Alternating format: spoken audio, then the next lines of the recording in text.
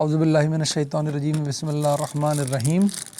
ہم انشاءاللہ شروع کریں گے آیت نمبر 233 سے آج، اور جیسے کہ ہم کرتے ہیں تاکہ ہمارے ذہن میں سمری تازہ رہے اور جو نظم قرآن کا ہم پڑھتے جا رہے ہیں وہ بھی تازہ رہے بالکل، تو ہم ریوائز کرتے رہتے ہیں۔ اب تک ہم جب سے ہم نے پڑھنا شروع کیا ہے، جب مخاطبین بنی اسماعیل بن گئے تھے، یعنی کہ وہ ہدایت اور وہ نصیحت، وہ حکمت جو اللہ تعالیٰ نے اب رہتی دنیا تک کے ہر انسان کے لیے چھوڑنی تھی، جب وہ شروع ہو گئی، اس سے پہلے بنی اسرائیل کی تاریخ ختم ہو گئی تھی، تو رسالت، اس کا مقصد، صلاۃ کیا مقصد ہے ہماری زندگی میں، استقامت اور صبر کا اس کے علاوہ کوئی نسخہ ہی نہیں ہے، بھلے کس قسم کی بھی پریشانی، کس قسم کا بھی دین پہ قائم رہنا۔ آج بھی اس کا ایک نمونہ پڑھیں گے ہم کہ صلاۃ کو اللہ کیا اہمیت دیتا ہے۔ ہدایت بتاتے بتاتے بعد میں بیچ روک کے دوبارہ صلاۃ پہ لائے گا، پھر ہدایت پہ لے کے جائے گا کہ جب تم اس ہدایت پہ عمل ہی نہیں کر سکتے جب تم صلاۃ پر قائم نہیں ہوگے۔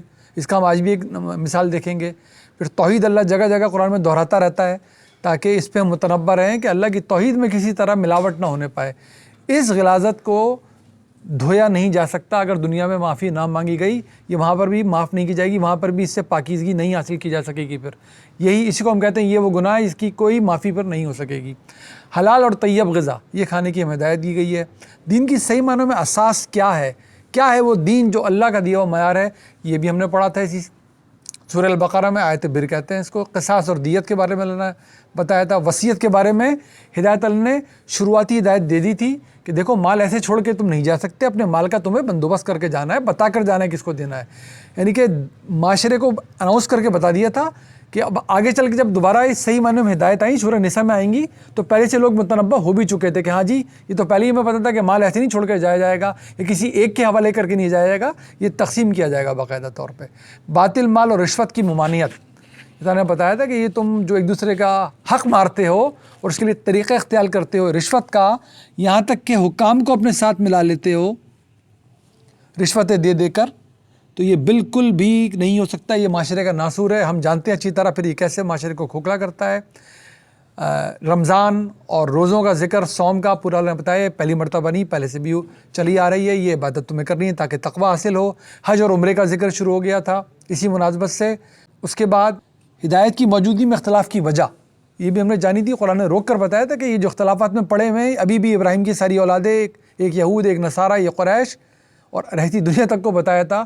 اس کی وجہ ہدایت کی غیر موجودگی نہیں ہے، کوئی مبہم چیز سامنے نہیں ہے، ہم نے کوئی کسر نہیں چھوڑی ہوئی، یہ ان کی ضد اور ہٹ درمی ہے جو ہدایت کی موجودگی میں نفاق پھیلنے دیتی ہے اور فرقہ پرستی کو ہوا دیتی ہے۔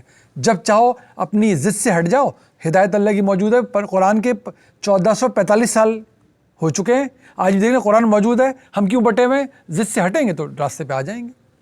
انفاق، خرچ کرنا، دراصل یہ موضوع ہے جس کے بیچ میں باقی چیزیں آتی چلی جائیں گی، اور آخر میں قرآن البقرہ کو ختم اسی انفاق کے موضوع پہ ہی کرے گا۔ حرام مہینوں میں قتال، حرمت کے مہینے وہ ہیں جن میں دشمنوں پہ بھی حملہ نہیں کیا جا سکتا، نہ ان کی جان مال آبرو پہ کوئی نقصان پہنچایا جا سکتا، لیکن اگر فساد پھیلے گا تو پھر اس کا قلع قمع کیا ہی جائے گا۔ شراب اور جوئے کے بارے میں تنبیہ آ گئی تھی، مکمل حکم اس کا سورہ مائدہ میں اللہ تعالیٰ دے دیں گے، لیکن ایسے معاشرے میں جہاں یہ دونوں چیزیں اتنی رچی بسی تھیں، وہاں پر ایک ہدایت جاری کر دی کہ دیکھو یہ قابل قبول نہیں ہونے والا۔ سمجھنے والے تو جب بھی سمجھ گئے تو بعد میں اللہ تعالیٰ نے اس کو کہا تھا یہ گندا شیطانی عمل ہے، رجز من عمل الشیطان، یہ سورہ مائدہ میں آ جائے گا سامنے۔ یتیموں کی اصلاح، یہ کہاں سے بات شروع ہوئی؟ کیوں قتال ہو رہا ہے، جب یہ قتال ہوگا تو کچھ لوگ مریں گے بھی۔ دیکھیں قرآن کا نظم کیسا ہے، جب مریں گے تو ان کے کوئی بچے بھی پیچھے بچیں گے تو وہ یتیم ہو جائیں گے، تو قرآن جب ہدایت دے گا تو ایک کے بعد ٹاپک جو آ جائے گا اس کو لیتے جائے گا، بعد مکمل کر کے چھوڑے گا۔ اب یتیم آئیں گے، وہیں سے اٹھایا تھا کہ جی ان کی ایک اصلاح کا طریقہ یہ ہے تو خالیتوہم، اپنے ساتھ ملا لو، و اخوانکم، تمہارے بھائی بن جائیں گے۔ ملانے کا ایک طریقہ نکاح ہوتا ہے، جب جیسے نکاح کا ٹاپک آیا، نکاح کے بارے میں جو کچھ بھی اللہ تعالیٰ نے بتایا تھا بتانا شروع کر دیا آپ کو۔ تو نکاح کے بارے میں پہلی بات یہ بتائی، ایمان شرط ہے، ایمان والا غلام بہتر ہے آزاد مشرک سے، اور رہتی دنیا تک کے لیے ہر ماں باپ کو، ہر مسلمان بچے بچی کو بتا دیا کہ سب کچھ دیکھنا، معاشرت دیکھنا، معیشت دیکھنا، خاندان دیکھنا، حسب دیکھنا، نسب دیکھنا، یہ بھی ضرور دیکھنا ایمان ہے کہ نہیں، ورنہ بربادی ہی بربادی ہوگی۔ جو اللہ سے نہیں ڈرتا وہ کیا اپنی بیوی کا خیال کرے گا، اور جو اللہ سے نہیں ڈرتی وہ کیا اپنی میاں کی عزت کے خیال کرے گی۔ تو ایمان شرط ہے۔ پھر جب یہ نکاح تک بات پہنچ گئی، آگے ٹاپک لے لیے، حیض میں صحبت کی ممانعت آ گئی، ایلا کی جہالت کا خاتمہ، ہم نے پڑھا تھا یہ قسم کھا لیتے تھے کہ جی میں آئندہ اپنی بیوی سے صحبت نہیں کروں گا، اور اللہ تعالیٰ نے بتایا نہیں. پہلی بات یہ کہ جو قسم معنی خیز نہ ہو، جو دل سے نہ کھائی گئی، اس کی کوئی اہمیت نہیں ہے، اور جو کھائی گئی ہے وہ بھی نیکی کی راہ میں نہیں آ سکتی. اور یہ تو بہت بڑا مسئلہ ہے نکاح کے رشتے میں ایسی قسمیں کھانا. اس کو توڑو گے، رجوع کرو گے 4 مہینے کے اندر اندر، قسم کا کفارہ ادا کر دو گے. پھر آ گیا تھا جب یہ ٹاپک آیا، نکاح کا ٹاپک آیا، ایلا کی جہالت کا خاتمہ کیا، طلاق کا مسئلہ آ گیا. ہم نے اس کے بارے میں بات کی تھی. میں تھوڑا سا آپ کی خدمت میں رکھا، میں نے آپ کچھ میسیج میں بھی بھیجا تھا کہ ہم الگورزم سے اس کو سمجھ لیں کہ نکاح پہلے سمجھ لیں، نکاح کوئی ایک لفظ کا نام نہیں ہے. جیسے آج ہم بولیں نماز، تو جس معاشرے میں نماز رائج ہے، جو پڑھتے ہیں وہ جانتے ہیں کس چیز کا نام ہے. یہ وہی نماز جو دن میں 5 وقت پڑھی جاتی ہے، یہ وہی نماز ہے جو اللہ کے حضور جس میں سر بسجود ہوا جاتا ہے، یہ وہی نماز جو نبیوں نے سکھائی ہے، یہ وہی نماز ہے جس میں وضو کیا جائے گا، اذان ہوگی، اقامت ہوگی، اتنی رکعتیں پڑھی جائیں گی. ایک لفظ کا نام نہیں ہے، پورا کا پورا ایک مفہوم معنویت اپنے اندر رکھتا ہے. نکاح بھی صرف یہ کہنا نہیں نکاح ہو گیا، یہ نکاح وہ ہے جو اللہ کی اسکیم کا حصہ بننا ہے. یہ نہ ماں باپ سمجھے تو یقین مانے اپنے بچوں کے بچھڑنے پہ، اپنے بیٹیوں کے گھر سے جانے پہ، تو پھر انہیں تو ہلکا نہیں ہو جایا کریں. لیکن جن کی بیٹیاں دوسروں کے گھروں میں جا رہی ہیں، وہ بھی کسی کی بیٹی کو اپنے گھر لے کر آئے ہوتے ہیں. یہ اللہ کی اسکیم ہے کہ میں نے پے در پے انسانیت کو آگے چلانا ہے، ایک کے بعد ایک نسل آئے گی، اور اس کا پاکیزہ طریقہ ہے، جو تمہاری جبلت ہے اس کے پورے ہونے کا پاکیزہ طریقہ ہے نکاح کرنا. تو یہ اللہ کی اسکیم میں حصہ دار بننا ہے. ساتھ نبھانے اور خرچ کی مکمل ذمہ داری کا عہد اٹھانے کا نام نکاح ہے. یہ اس میں گندھا ہوا ہے، یہ ہم بتائیں نہ بتائیں اس کے بغیر کوئی نکاح نہیں ہو رہا. اسی طرح اس میں یہ اعلانیہ کیا جائے گا. یہ 2 لوگ چھپ کر ایک کونے میں بیٹھ کے نہیں کہہ سکتے ہمارا نکاح ہو گیا. یہ معاشرے کو بتایا جائے گا. کیوں؟ کہ اس سے جڑی ہوئی چیزیں ہیں اخلاقی، اس سے جڑی ہوئی چیزیں ہیں معاشرتی، اس سے جڑی ہوئی چیزیں ہیں لیگل، قانونی. یہ اس کے بعد اولاد ہونی ہے، ان کے کیا حقوق ہوں گے. یہ اولاد نام سے چلے گی اپنے باپ کے، اس باپ کے جتنی بھی چیزیں ہوں گی ان کی زندگی میں بھی، زندگی کے بعد بھی، وہ پھر ان بچوں کی طرف منتقل ہوں گی. اور آپ جانتے ہیں کہ پھر آئلی مقدمات کتنے چلتے ہیں، کتنے جھگڑے ہوتے ہیں، جائیداد کے جھگڑے، یہ جھگڑے وہ جھگڑے. تو یہ اعلانیہ ہوگا، یہ گواہان کی موجودگی میں ہوگا، اور لہٰذا معروف طریقے سے اللہ نے کہا ہوگا. تو آج کی دنیا نے اس کے لیے فارم بھی بنائے، سب کچھ بنایا، اسی لیے کیا گیا کوئی جھگڑا ہو تو اس سے پھر کیسے نپٹا جائے گا. لیکن اللہ کا بتایا طریقہ اس کو وہ نکاح کہتا ہے، اور یہ انبیاء کی سنت ہے. جبلت تو انسان کی چلی آ رہی ہے، اللہ تعالیٰ نے اس کو پاکیزہ طریقے سے بتایا. اسی طرح طلاق ہم بات کرتے ہیں، بار بار دہراتے ہیں، ہم جو قرآن ہمیں بتا رہے ہیں وہ پڑھتے ہیں. بات کا فقہ وہ ظاہر انسانوں کا سمجھایا ہوا ہوتا ہے، وہ جس کی سمجھ میں آتا ہے اس پہ عمل پیرا ہو. قرآن یہ بتا رہا ہے کہ طلاق صرف لفظ کا نام نہیں ہے، یہ مدت کا نام ہے. اور ایک نکاح کے رشتے میں یہ حق 2 مرتبہ استعمال کر کے رجوع کیا جا سکتا ہے. یعنی کہ 2 مرتبہ اس کو استعمال کیا، تیسری مرتبہ کے بعد یہ حق ختم ہو جائے گا. تو الطلاق مرتان، یہ علاج کیا 2 مرتبہ طلاق. کیا مطلب تم طلاق پورا ہم پڑھ لیں گے سورہ بقرہ سے، سورہ نساء سے، سورہ طلاق سے، تو پڑھا چلے گا 2 دفعہ مدت میں رجوع کرنے کا حق. یہ صرف 2 ہی مرتبہ پورے نکاح میں. یہ نکاح 20 سال کی عمر سے شروع ہو اور 100 سال تک چلتا رہے، اس پورے نکاح میں 2 مرتبہ یہ کام کیا جا سکتا ہے. تیسری مرتبہ کے بعد آپ کو کیا حق ختم ہو جائے گا وہ ہم پڑھنے والے ہیں. کسی نے یہ فیصلہ کیا، جھگڑا ہو گیا، فیصلہ ہوا کہ نہیں جی اب ہم ایک ساتھ نہیں چل سکتے، تو پہلا اسٹیج اللہ تعالیٰ نے کیا بتایا؟ بھائی ایک دوسرے کو سمجھاؤ، ایک دوسرے سے بات کرو، اصلاح کرنے کی کوشش کرو. اس کی پوری ایسو بھی بتائی ہے. ضرورت پڑے تو دونوں طرف کے بزرگوں کو بیچ میں ڈالو، معاملے کو رفع دفع کرنے کی کوشش کرو. پھر بھی فیصلہ یہ ہو رہا ہے کہ نہیں جی یہ کام نہیں ہو سکتا، تو تمہیں پہلے سوچنا اور سمجھنا ہے اقدام اٹھانے سے پہلے. یہ اس کے لیے لفظ استعمال کیا ہے کہ عزم الطلاق. اگر تم نے عزم کر ہی لیا، عزم کرنا پڑتا ہے، عزم کرنے کے لیے ارادہ باندھنا پڑتا ہے. یہ جذباتی طور پہ تو نہیں عزم ہو سکتے، کسی چیز کسی بھی کام کے نہیں ہو سکتے. آپ ایک دکان نہیں خرید سکتے جذباتی طور پہ، آپ کو عزم کرنا پڑتا ہے، ساری فارمیلٹیز کرنی پڑتی ہیں. پھر بتایا کہ یہ طہر میں ہوگی، یعنی کہ اگر حیض کے دن چل رہے ہوں گے تو آپ طلاق نہیں دیں گے، آپ انتظار کریں گے کہ طہر ہو جائے. پھر اب جب یہ کریں گے تو بھی اگر یہ ہو رہا ہے تو 3-4 دن آپ کو اور مل جائیں گے، 5 دن مل جائیں گے، 1 ہفتہ مل جائے گا. پھر سوچیں گے، سمجھیں گے، عزم ہے. یہ سب کچھ ہو گیا، پھر بھی آپ نے فیصلہ کیا میں نے یہ کام کرنا ہے، تو یہ پہلی طلاق دی جائے گی. اب دیکھیے میں بار بار کرتا ہوں، قرآن جو کہہ رہا ہے وہ مدت کے لیے دے رہا ہے آپ کو. آپ نے اب یہاں پر کتنے فقہی جھگڑے، ایک دفعہ بولا 700 مرتبہ بولا تو کیا ہوگا، اور 3 مرتبہ بولا. دیکھیں اللہ تعالیٰ کیا کہہ رہا ہے، ہم وہ بات کر رہے ہیں. یہ ایک دفعہ دی، اب مدت تو اب شروع ہوئی ہے. اب مدت شروع ہوئی، کتنی مدت؟ 3 مہینے کی مدت کے اندر رجوع کیا جا سکتا ہے. اس میں کوئی نکاح نہیں ہوگا، کچھ نہیں ہوگا. اللہ تعالیٰ نے بتایا ہے وَإِمْسَاكُمْ بِالْمَعْرُوفِ أَوْ تَسْرِيحٌ بِإِحْسَانٍ، روک لو بہت ہی معروف طریقے سے، یہ جانے دو بہت خوبی کے ساتھ. یہ ان 3 مہینے میں ہو سکتا ہے. فیصلہ کیا جس کے ہاتھ میں نکاح کی چابی ہے، شوہر نے، کہ میں نے رجوع کرنا ہی نہیں، میں نے رجوع کرنا ہی. 3 مہینے گزر گئے لگ بھگ، یعنی کہ 3 قروء کہتے ہیں حیض کے 3 قروء، لگ بھگ 3 مہینے. 3 مہینے گزر گئے. اگر رجوع نہیں کیا تو طلاق واقع ہو گئی، ختم، اب کوئی حق باقی نہیں رہا. یہ اللہ تعالیٰ کا بتایا ہوا طریقہ قرآن میں. اب کوئی حق طلاق کا باقی، یہ نکاح ختم، یہ اب دوبارہ رجوع نہیں کیا سکتا جب تک کچھ اور نہ کر لیا جائے. وہ ہم پڑھ چکے کیا ہو جائے کہ یہ عورت کہیں اور نکاح کرے گی، اور اگر جان بوجھ کے نہیں، کیونکہ نکاح کی ڈیفینیشن ہی پوری نہیں ہوگی، اور اگر اس نکاح کو ختم ہو جائے تو اب رجوع ہوگا، ورنہ یہ طلاق واقع ہو گئی ایک ہی دفعہ میں، ختم معاملہ. لیکن ایسا ہوا اگر، اچھا گواہان بنائے جائیں گے، سورہ طلاق بالکل واضح طور پر بتا رہی ہے جس طرح آپ نے نکاح پہ گواہ بنایا تھے اب طلاق کیوں، کہ پھر لیگل امپلیکیشن شروع ہو جائے گی کہ بھائی ہو گئی یا نہیں ہو گئی. آپ کو بتائیں یہاں پر لوگ مر جاتے ہیں، کہتے ہیں میں تو اس کی بیوی ہوں، وہ کہہ رہی ہے پہلی بیوی کہتی ہے تو طلاق دے چکا تھا اس کو، سارے جھگڑے یہیں سے شروع ہوتے ہیں. تو یہ باقاعدہ اس زمانے میں کیونکہ فارم تو نہیں بھرے جاتے تھے، ثقہ گواہ بنائے جاتے تھے، آج بھی وہ بنائے جائیں گے، فارم بھرے جائیں گے. پہلی طلاق دی لیکن 3 مہینے کے اندر رجوع کر لیا، اب اس کو پوری زندگی نکاح چل سکتا ہے. پہلے نکاح دوبارہ کر نہیں پڑا، رجوع کیا صرف، وہ نکاح چل رہا ہے پوری زندگی میں. اب جتنی بھی باقی بچ گئی ہے، ایک حق ابھی بھی باقی طلاق دینے کا. تو کسی نے سوچا، سمجھایا، جھگڑا ہو گیا تھا، بزرگوں کو بیچ میں ڈالا، عزم کیا میں نے دینا ہی ہے، طہر کا انتظار کیا، دوسری طلاق دے دی. یہ رجوع کرنے کے 2 دن بعد دے دی یا 20 سال بعد دی. پہلی طلاق ہو گئی تھی، رجوع ہو گیا تھا، 20 سال گزر گئے، پھر کچھ ہو گیا، دوسری طلاق دے دی. 3 مہینے کے اندر رجوع کیا جا سکتا ہے، کوئی نکاح نہیں کرنا، کچھ نہیں کرنا. وَإِمْسَاكٌ بِالْمَعْرُوفِ أَوْ تَصْرِيحٌ بِإِحْسَانٍ، خوبی سے روک لو، بہت اچھے طریقے سے جانے دو، معروف طریقے سے روک لو، احسن طریقے سے جانے دو. یہ نکاح زندگی بھر چل سکتا ہے، جتنی بھی زندگی باقی ہے. کچھ نہیں ہوا، 2 دفعہ طلاق کا استعمال ہو گیا، نہیں کیا رجوع 3 مہینے کے اندر، طلاق واقع ہو جائے گی. 2 گواہان چاہیے ہوں گے، اب بتائیں گے ہماری طلاق ختم ہو گئی. یہ الطلاق مرتان، 2 دفعہ کا استعمال ہو چکا. رجوع کر لیا، کسی نے کیا کہ دوسری طلاق دی تھی، 3 مہینے کے اندر رجوع کر لیا، نکاح چل رہا ہے. اب کیا ہوا، پھر جھگڑا ہو گیا، کچھ بھی ہو گیا، سوچا سمجھا، طہر کا انتظار کیا، تیسری مرتبہ طلاق دے دی، اب ختم. کوئی نہ 3 مہینے بچے، نہ 1 دن بچا، نہ 4 دن بچے، اب کچھ نہیں ہو سکتا.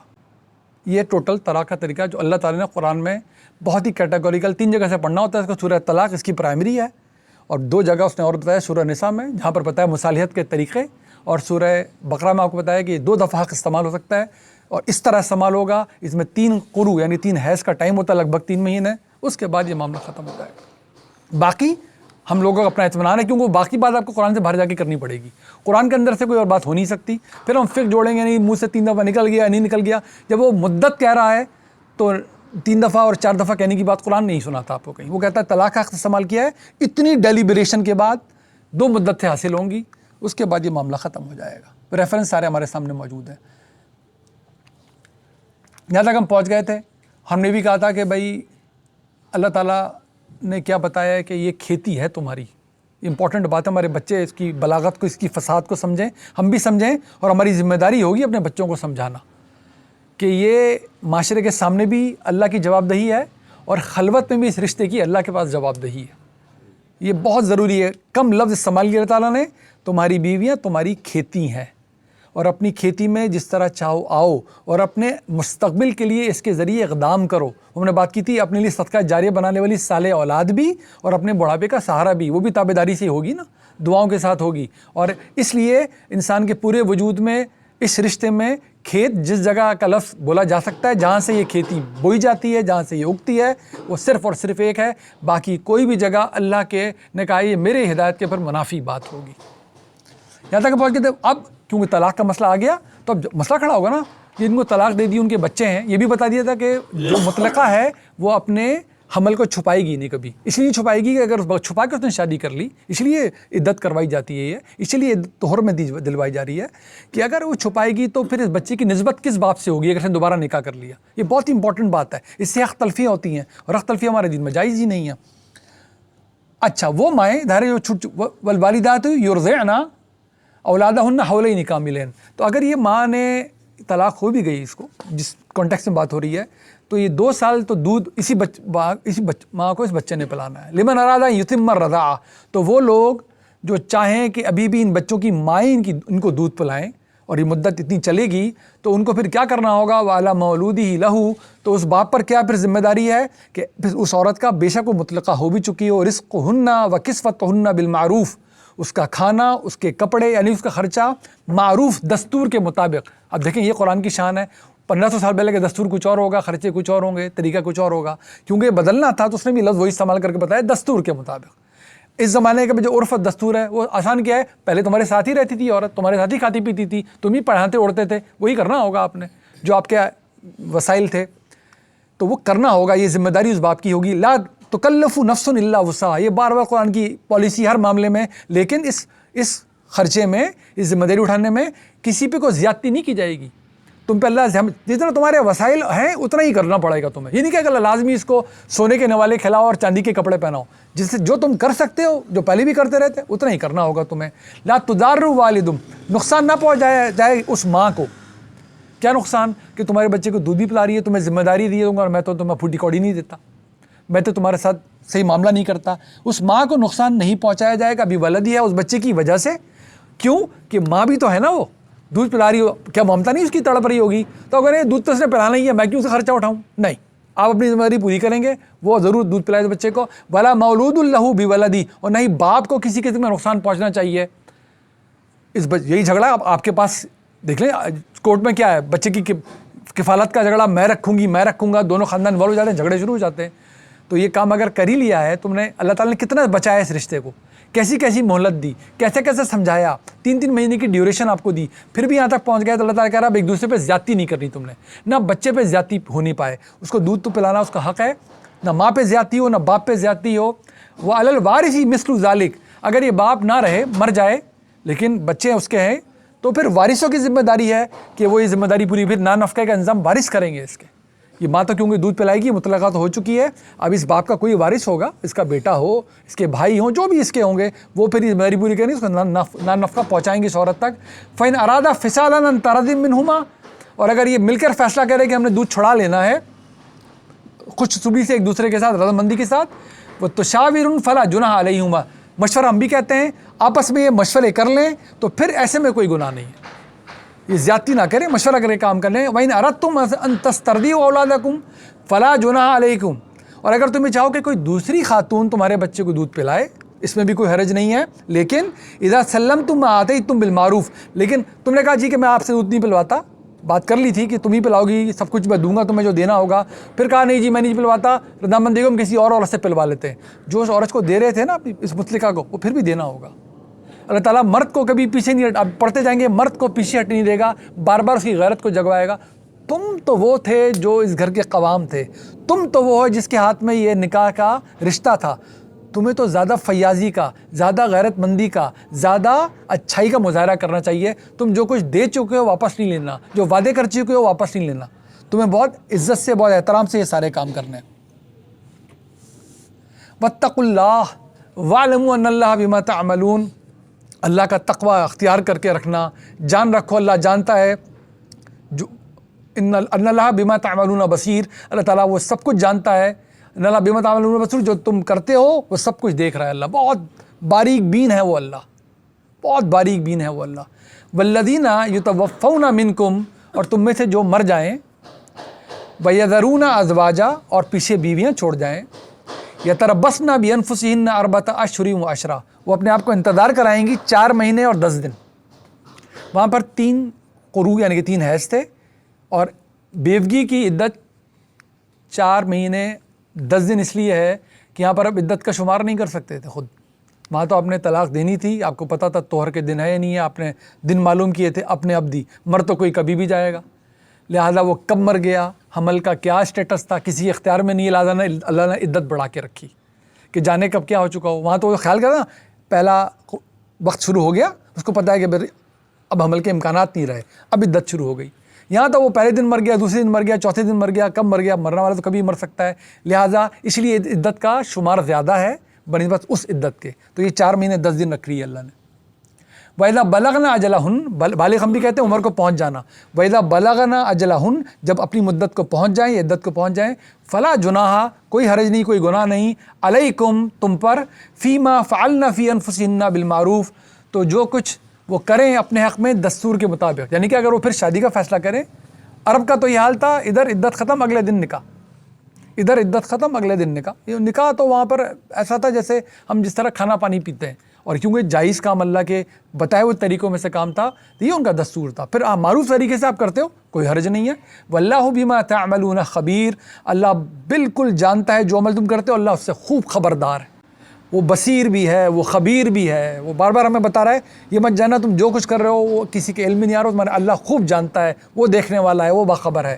ولا جناح علیکم فیما عرضتم بھی من خطبۃ النساء, کوئی حرج کوئی گناہ اس میں نہیں ہے تم پر کہ تم بیوہ عورتوں سے, مطلقہ عورتوں سے یہ اشارے میں بات پہنچا دو کہ جی میں آپ سے نکاح کا خواہش مند ہوں. او اکننتم فی انفسکم, یا ابھی روک کے رکھو اپنے تئیں کہ بعد میں بات کروں گا. علم اللہ, اللہ جانتا ہے, علم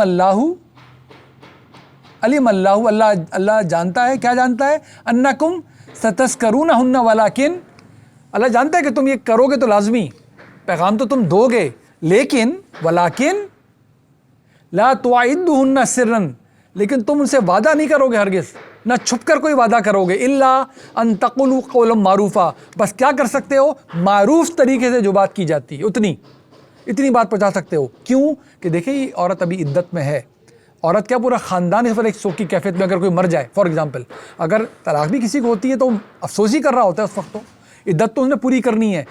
اس عدت میں وعد و پیمان نہیں ہوں گے. یہ اللہ تعالیٰ نے دراصل سد ذریعہ کا طریقہ استعمال کیا ہے, کیونکہ حمل ابھی وضع ہونا باقی ہے اس عدت میں یا اس عدت میں, تو اللہ نے کہا اگر یہ زیادہ پینگیں بڑھیں گی تو پھر معاملہ آگے بھی جا سکتا ہے نا. یہ اللہ تعالیٰ نے سد ذریعہ پہ روکا ہے. جیسے ہم اپنے بچوں کو روکتے ہیں اس وقت گلی میں مت جاؤ, کوئی مسئلہ چل رہا ہے, تو گلی میں مسئلہ نہیں ہے, اس وقت آپ آگے بڑھنے سے روکنے کے لیے کوئی کام کر کے نہیں, یہ اس وقت پیغام بھی پورا نہیں پہنچاؤ گے, ابھی چھپا کے رکھو, یعنی کہ یا پھر مناسب اتنی بات کرو کہ ہاں جی میں خواہش مند ضرور ہوں, پکی بات جبھی ہوگی جب عدت ختم ہو جائے گی. ولا تعظموا عقدۃ النکاح حتی یبلغ الکتاب اجلہ, ہرگز تم عزم نہیں کرو گے نکاح کا جب تک حتی یبلغ پہنچ نہ جائے الکتاب اجلہ, کون سی کتاب, قانون ہے نا, یہ وہ ڈکری کی بات ہو رہی ہے, جب تک اللہ کے قانون اپنی مدت پوری نہ کر لے. اللہ کا قانون کیا ہے, مطلقہ کے لیے 3 قروء, بیوہ کے لیے 4 مہینے 10 دن, جب تک یہ پورا نہ ہو جائے کوئی نکاح کی بات نہیں ہو سکتی. وَاعْلَمُوا أَنَّ اللَّهَ يَعْلَمُ مَا فِي أَنفُسِكُمْ, جان رکھو اللہ جانتا ہے اچھی طرح جو کچھ تمہارے اندر موجود ہے, جو کہ تم سوچ رہے ہو دلوں میں تمہارے ہے. فَاحْذَرُوا, لہذا خبردار رہنا, بہت ڈر کے رہنا اللہ سے. وَاعْلَمُوا, جان لو, ان اللہ غفور حلیم, اللہ بہت بخشنے والا بھی ہے اور وہ بہت ہی بردبار ہے. دیکھیں ایک صفت اللہ جب لے کر آتا ہے, یہ کہہ رہا ہے بردبار رہو, اس دوران تمہیں بردباری سے کام کرنا ہے, یہ کہہ رہا ہے نا, کوئی چھچورا پن نہیں ہوگا, کوئی غیر ضروری جا کے بات نہیں ہوگی, بیوہ ہے مطلقہ ہے اس کو اس کے بھی عدت میں پوری کر دینا, کیونکہ ہمیں یہ سبق دے رہا ہے. تو اللہ تعالیٰ نے بتایا جس اللہ سے تمہارا واسطہ ہے وہ بہت ہی بردبار ہے. ایسی الٹپ اللہ صفات لے کر نہیں آتا قرآن میں, اپنی ایک صفت جب لے کر آتا ہے تو اس سے پہلے کے میسج کو وہ مزید بڑھا کر بتا رہی ہوتی ہے. لا جناح, کوئی گناہ نہیں تم پر, علیکم تم پر, ان طلقتم النساء, کہ تم اگر اپنی بیویوں کو طلاق دو, عورتوں کو, ما لم تمسوہن او تقرضوا لہن فریدا, کہ تم نے ان کو بھی ہاتھ تک نہ لگایا ہو اور تم نے ابھی جس کو مہر کہتے ہیں یا ان کا حق جو ہے وہ بھی مقرر بھی نہ کیا ہو. مہر یہاں فریضہ کا لفظ آیا ہوا ہے کہ جو تم پر لازم ہے, یہ بھی ہمیں پتہ, ہمارے بچوں کو پتہ, ہم نے اس کو بھی برا بنا لیا ہے. یہ جو مہر میاں دیتا ہے یہ کہتا ہے دراصل کہ میں قوام بننے کی ذمہ داری اٹھا رہا ہوں, یعنی کہ زندگی بھر اب اس گھر کا خرچہ میرے ذمے. تو جب آپ سنجیدگی سے گھر بھی خریدنے جاتے ہیں تو پہلے آپ اس کا بیانہ دے کر آتے ہیں اپنی انٹینٹ بتانے کے لیے کہ میں واقعی میں 10 کروڑ کا گھر خرید رہا ہوں, یہ لو شروع کے 25 لاکھ روپے, I am not joking with you. تو یہ نہ اللہ نہ کرے کسی طرح بھی غلط بات نہیں, یہ مرد نے ادا کرنا ہے, اور یہ دینا کب ہے یہ بھی آپ کو پتہ چل رہا ہے. تو اللہ تعالیٰ بتا رہا ہے کہ یہ تو عین ممکن تھا تم دے بھی چکے ہوتے, اور اگر تم نے یہ کر بھی لیا ہے تو یہ آپ نے نکاح کے وقت دینا ہے. یہ بات کے ڈسکاؤنٹ ہے جو ہم نے نکال لی ہے نا, اچھا ہے کہ عند الطلب و غیر عند الطلب, معجل و غیر معجل, یہ ہم نے بہت بڑی لمبی میں کہانی کرنی پڑتی ہیں. دستور آپ دیکھیں, آج بھی جا کے دیکھیں, یہ نکاح یہ رہا مہر, یہ نکاح یہ رہا مہر. یہ سنجیدگی کا مظاہرہ ہے کہ میں اب ہم صرف مرد اور عورت نہیں, اب ہم شوہر اور بیوی ہیں. میرا ایک درجہ اللہ نے بڑھا کے دیا ہے اس ہائرارکی میں, اور وہ درجہ اس لیے بڑھا کر دیا ہے کہ آج سے آپ اس گھر کی ملکہ ہیں, آپ ہاتھ پہ ہاتھ رکھ کے بیٹھے رہیں, مجھے 5 جابیں بھی کرنے پڑیں تو گھر میں نے چلانا ہے. اس قوام کو یہ اللہ نے درجہ دیا ہے. ہر مرد کو ہر عورت بھی پہلے ہم بات کر چکے، کوئی درجہ نہیں دے رکھا اللہ نے. شوہر کو بیوی پہ درجہ ہے اس شرط پہ کہ وہ قوام بننے کی ذمہ داری اٹھائے، یعنی کہ وہ خرچہ اٹھائے. اسی کا مظاہرہ ہے یہ مہر جو ہم ادا کرتے ہیں. تو اگر تم نے مقرر نہیں کیا فار ایگزامپل، لیکن ابھی ہاتھ بھی نہیں لگایا دیکھیں آپ، تو کیا کرنا ہے؟ وَمَتِّعُوهُنَّ عَلَى الْمُوسِعِ قَدْرَهُ وَعَلَى الْمُقْتِرِ وَقَدْرَهُ مَتَاعًا بِالْمَعْرُوفِ. تو اس صورت میں اگر طلاق ہوئی ہے تو جو کھاتے پیتے لوگ ہیں وہ پھر بھی کچھ نہ کچھ دیں گے ان عورتوں کو، اور جو کمزور لوگ ہیں جن کے پاس زیادہ پیسے نہیں ہیں، جو تنگ دست ہے، وہ بھی اپنی حیثیت کے مطابق کچھ نہ کچھ دے گا ضرور. اس عورت کو آپ نے دیکھے کیسے حقوق اللہ بتا رہا ہے، یہ کس طرح پیش آنا ہے اس ہمارے رشتے میں. یہاں تو ہم دے کر واپس لے رہے ہیں، وہ کہہ رہے ہیں ابھی تو تم نے ہاتھ بھی تک نہیں لگایا تھا، پھر بھی اگر طلاق دے دی ہے تو کچھ نہ کچھ دے کے خوبی سے ہی رخصت کرو گے. حقاً علی المحسنین، یہ خوبی سے کام کرنے والوں پہ اللہ تعالیٰ نے لازم کر دیا ہے، یہ محسنین پہ اللہ نے لازم کر دیا کہ ایسا برتاؤ ہی کریں وہ.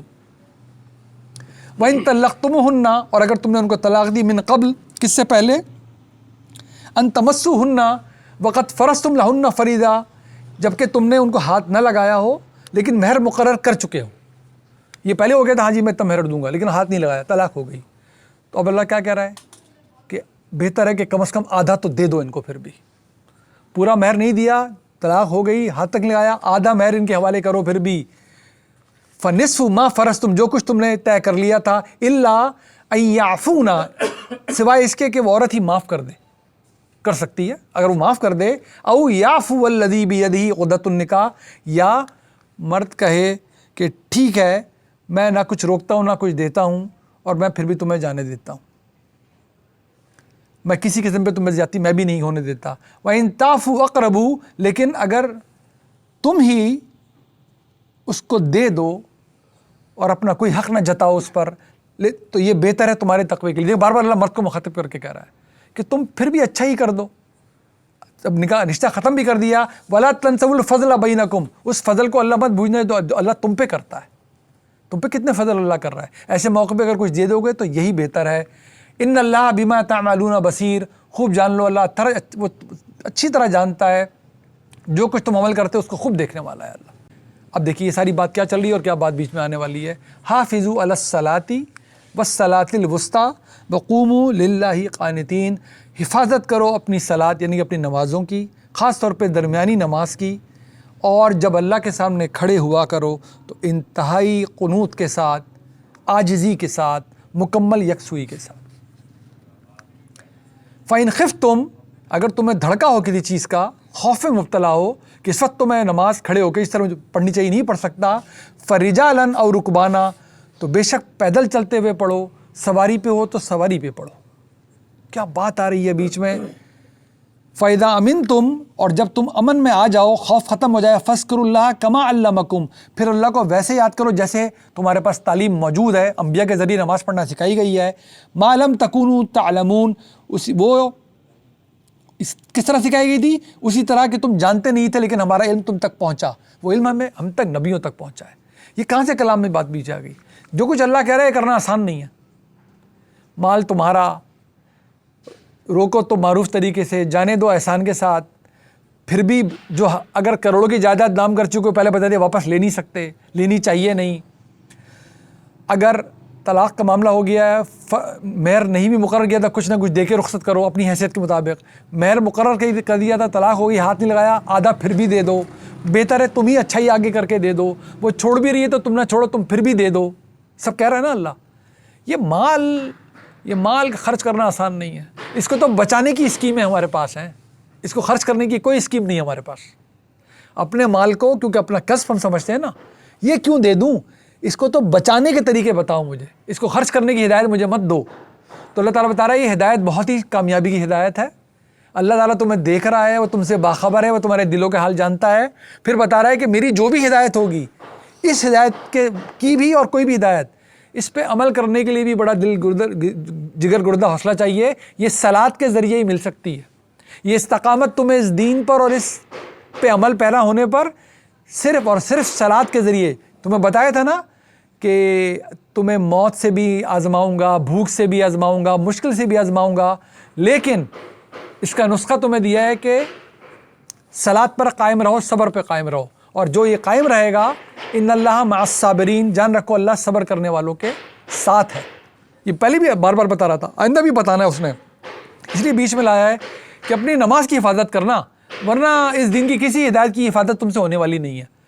کتنی حفاظت، خاص طور پہ درمیان کی. اس تمدن میں بھی آج بھی آپ دیکھ لیں عصر کا وقت ہے، آپا دھابی کا وقت. شارع فیصل پہ جا کے دیکھ لیں عصر کے وقت کیا ہو رہا ہے. پوری دنیا پہ دیکھ لیں رش آور کسے کہتے ہیں. یہ عام طور پہ اس دن کا وہ وقت ہوتا ہے جو درمیان کا دن کا وقت ہوتا ہے. ابھی ہمارے کام کاج پلٹا کھا رہے ہوتے ہیں. Office is turning into home, business is either opening up اور کلوزنگ اپ. یہی ہو رہا ہوتا ہے نا. یہ مشکل ہوتی ہے حفاظت اس نماز کی، اور اس تمدن میں تو بہت ہی مشکل تھی. تو یہ بتا رہا ہے کہ سبھی کی، یہ بات نہیں کہ کسی کی نہیں، اللہ تعالیٰ خاص اسلوب ہے، سبھی کی حفاظت کرنی ہے. اور جس میں گڑبڑ کا اندیشہ آتا ہے اس کے بارے میں بھی بہت زیادہ حفاظت کرو. ایک بات. دوسری بات، اس کی اہمیت اتنی ہے صلاۃ کی کہ یہ خوف میں بھی پڑھی جائے گی. اس کی اہمیت اتنی ہے کہ تم اگر کھڑے بھی نہیں ہو سکتے ایک جگہ، آپ کو تیزی سے نکلنا ہے اس جگہ سے، تو بھی یہ پڑھی جائے گی. آپ کسی سواری پر ہیں تو بھی یہ پڑھی جائے گی. یہ تو بیر منیمم ہے. یہ وہ کم سے کم تعلق ہے جو اللہ سے ہمارا ہو سکتا ہے، وہ صلاۃ ہے. اللہ تعالیٰ چھوڑ ہی نہیں رہا. دیکھیں آپ کہ سواری پر ہو، پیدل ہو، خوف میں ہو، جیسی امن میں جاؤ گے دوبارہ اسی طریقے سے پڑھو جس طرح تمہارے پاس علم پہنچا ہے. تم جانتے نہیں تھے لیکن علم تمہارے پاس پہنچ چکا ہے. والذین یتوفون منکم ویذرون ازواجا، تم میں سے جو لوگ وفات پا جائیں اور جو بیویاں چھوڑ کے جائیں، وصیۃً لازواجہم، وہ وصیت کر کے جائیں اپنی بیویوں کے بارے میں، متاعًا الی حول غیر اخراج، پورے 1 سال کا ان کا بندوبست کر کے جائیں، اور یہ وصیت چھوڑ کے جائیں کہ ان کو گھروں سے نہیں نکالا جائے گا. فَإِنْ خَرَجْنَا، لیکن وہ خود ہی نکل جائیں اگر جانا چاہیں، فَلَا جُنَاحَ عَلَيْكُمْ، تو پھر تم پر کوئی گناہ نہیں، فِيمَا فَعَلْنَا، اس جو کریں، فی انفسہن بمعروف، من معروف، وہ کہ معروف طریقے سے اپنا انتظام کرنا چاہتی ہیں کہ ٹھیک ہے میں اس گھر میں رہ لی، اب میں نے اس گھر سے جانا ہے، میں چھوڑ رہی ہوں، میں نے کہیں اور نکاح کرنے کا ارادہ کیا ہے، معروف طریقے سے کیا ہے، اس میں کوئی حرج نہیں ہے. واللہ عزیز حکیم، اللہ بہت ہی قدرت رکھنے والا ہے، غالب ہے، لیکن وہ اپنی قدرت کو بڑی حکمت کے ساتھ بروئے کار رہتا ہے ہمیشہ. یہ بہت امپورٹنٹ ہے. جو بھی ماشاء اللہ سب لوگ سینئر لوگ ہیں، کس کس پوسٹ پہ ہم کام کر چکے ہیں، انتظامی بھی اچھا ایڈمنسٹریٹر وہی ہے جو طاقت بھی رکھتا ہو اور حکمت کے ساتھ سارا نظام چلاتا ہو. صرف ڈنڈا اٹھا کے چلاتا ہے تو پھر آپ دیکھ لیں نتیجے کچھ اور نکلتے ہیں. وَلِلْمُطَلَّقَاتِ مَتَاعٌ بِالْمَعْرُوفِ، اور جو ان کو تم نے فائدہ دینا ہے، یعنی کہ جو کچھ ان کے حوالے کرنا تھا مطلقہ کے، بڑے معروف طریقے سے کرنا ہے.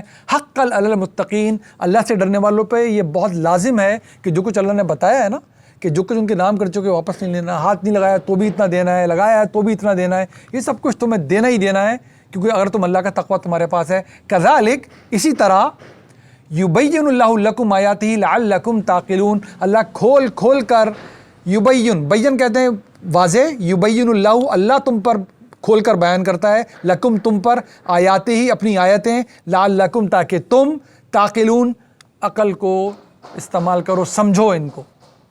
صدق اللہ العظیم. یہ اس ٹاپک کو البقرہ میں یہاں پر یہ پورا ہو جاتا ہے. آگے پھر نیا ٹاپک شروع ہوگا، ہم بھی وہیں سے شروع کریں گے. یہ پچھلا پروگرام میں میں نے آپ کی خدمت میں حاضر کیا تھا. بہت سی باتیں جو ہم نے اتنی ہی کرنی ہے جتنی قرآن نے جس طرح بتا رکھی ہے نا، لیکن ہم سمجھ تو سبھی کچھ رہے ہیں. یہ کسی نہ کسی موقع پہ ہم سب کو اپنے بچوں سے باتیں کرنی چاہیے، بتانا ہے. ہم نے بھی اللہ کے سامنے حاضر ہونا ہے، ہمارے بچوں نے بھی تو اللہ کے سامنے حاضر ہونا ہے. ہر باپ کی ذمہ داری ہے یہ فکر لازمی کرے کہ میرے بعد میرے بچوں کا کیا ہوگا، لازمی. اور ہر باپ کی ذمہ داری یہ فکر کرے میرے بچوں کے مرنے کے بعد ان کا کیا ہوگا. یہ دونوں باتیں جب جڑتی ہیں تو بات پوری ہوتی ہے. اسی لیے ہم جب دعا مانگتے ہیں نا، ربنا حب لنا من ازواجنا و ذریاتنا قرۃ اعین، کیا شاندار، آنکھوں کی ٹھنڈک. یقین مانے جتنے اس لفظ کو آپ کھوجیں گے آپ کو یقین ہوتا جائے گا کہ میں اس سے بہتر دعا اپنے گھر والوں کے لیے مانگ نہیں سکتا. میری آنکھوں کی ٹھنڈک. یہ علم بھی اچھا ہے، یہ تابعداری میں بھی اچھا ہے، بچہ یہ آخرت کی بھی تیاری میں لگا ہوا ہے، دنیا میں بھی محنت کر رہا ہے. یہ سب کچھ ہوگا تبھی آنکھوں کی ٹھنڈک بنے گی. بچہ بہترین قابل ہے، سب کچھ اس کے پاس ہے، آپ کا نافرمان ہے، آپ کی آنکھوں سے تو 8 آنسو ہی نکل رہے ہیں ہر وقت. کیسے ٹھنڈک بن جائے گی آنکھوں کی.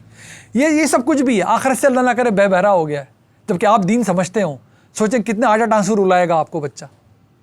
تو آنکھوں کی ٹھنڈک کیا شاندار جامع لفظ ہے، لیکن اس کے ساتھ جڑا ہوا بھی ہے کچھ. وجعلنا للمتقین اماما، اب آیت پوری ہوئی ہے، اور ان متقیوں کا امام بنوں میں. یہ ہے پوری آیت.